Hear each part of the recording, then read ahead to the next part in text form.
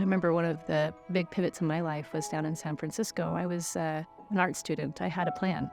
I left high school early, and I was headed to the West Coast, and I was going to work for Disney.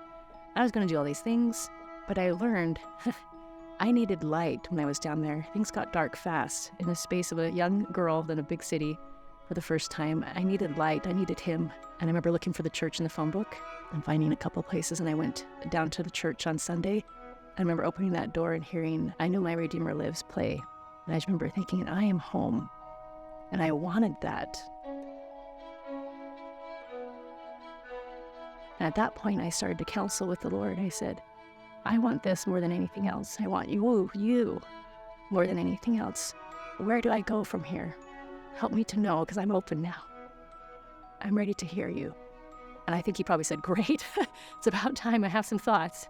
But at that point, I heard him, and it wasn't to stay there. It was to go another place. And so he led me to a place that I didn't know where I was going. I didn't know why I was going. I ended up going to BYU, Idaho, the last place I thought I'd go. I loved it, but it was the last place I had in my mind.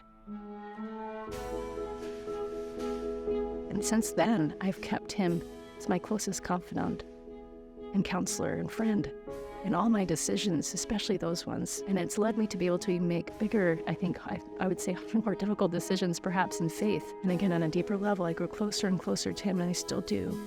And hope for that for the rest of my existence, to go closer to him, to be one with him. Because that's where I'm really, truly happy.